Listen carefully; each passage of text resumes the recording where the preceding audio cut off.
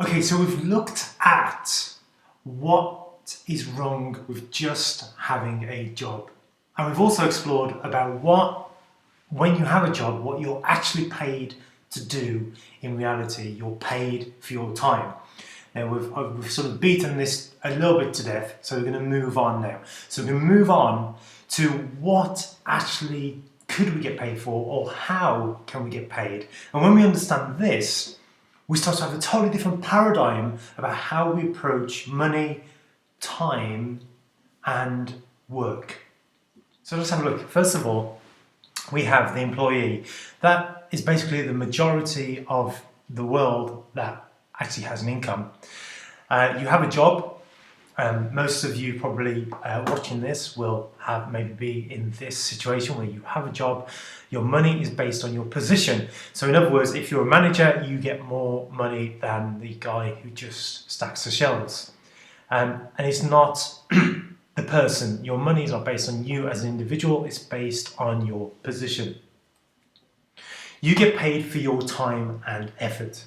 If you don't go to work, you don't get any money. That's the bottom line. You are paid to be there at probably 8 o'clock in the morning and to be there until you leave at the end of the day and get the job done.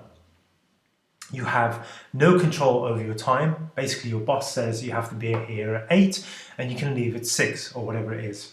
And you have no control over your money, as we've looked at before. If you're lucky enough to get in a position where you can get overtime pay, it's often that you're on very little pay in the first place. And if you're on a job that is skilled, you may be on quite a lot of money, but still you're capped at some point. So that's the employee. We've looked quite a lot at that situation already anyway. The second one, of course, is the self-employed. You own a job. So you're dentist, lawyer, hairdresser, whatever it is. So you own that job. You work for yourself, but can you take 6 weeks holiday and your business keeps going without you? I would suspect the majority of self-employed would say, no, they can't. So you say you own a job, maybe really that job owns you at some level. You have limited control of your time and you have limited control ultimately of your money. Think about it, if you're a hairdresser and you're ill, then you don't get paid. The same with being a dentist or a lawyer or a doctor. Basically, your time, your money is from your time, as we've looked at quite a lot already. The second half of the quadrant is the business owner. This is where you own a system and people work for you. So you're not a small business owner, you're the big business owner. You're the person who has a whole system going on and people work for you to generate money for you. And that's obviously better to an extent. But you have unlimited income potentially, but still it takes lots of time. Your time is still controlled. You work for yourself, but like the self-employed, can you take 6 weeks holiday? You have limited control of time, but you do have more control of money. So you can see that this is starting to get a lot better. Now the last one is the one we want to be in ultimately, with the cheesy fireworks. This is the investor. Now, I should point out, don't get confused with investing as in stocks and shares. This is talking about investor in a wider sense of the word. So this is where ultimately your money is working for you. And you remember in the previous video, we talked about this idea of having lots of little dollars or euros or pounds, whatever your currency, that basically reproduce themselves. They work for you. They're like little mini employees that are just in existence to generate more money for you.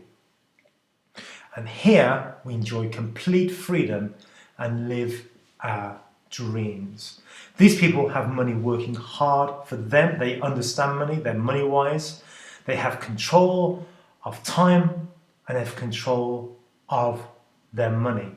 We're going to look at this a little bit further now, but I'd like you just to maybe go back over this video or just look at this quadrant and think about where you are and where you want to be and why you are where you are and why do you want to be in that new place. When we understand this matrix more, we can start to ask, where am I in this quadrant? Where am I? Am I the employed, the self-employed, the business, or the investor? And then we can also start to get a sense of what direction we want to go in. The problem is, this is what often happens. We are employed in a 9-to-5 job, and we have this desire to become self-employed. Oh, if only I could open a cafe. If only I could become self-employed hairdresser. If only I could start this business, that business. And then when we're in a self-employed situation and we start to get people working for us, we start to build a bigger business, we then go here. And then we then start to look at how I can become an investor. How can I have money start to work for me? But this journey is a very long journey and can take a lot of years, a lot of stress, and a lot of headaches. So instead, we have to think, am I the employed, the self-employed, or the business? And then, if we're employed, we can start to look at how do I become an investor. If we're self-employed, the same, and if I'm a business, the same. Rather than going from one to the other, we can go straight to the investor and start to find that dream, that freedom that we want.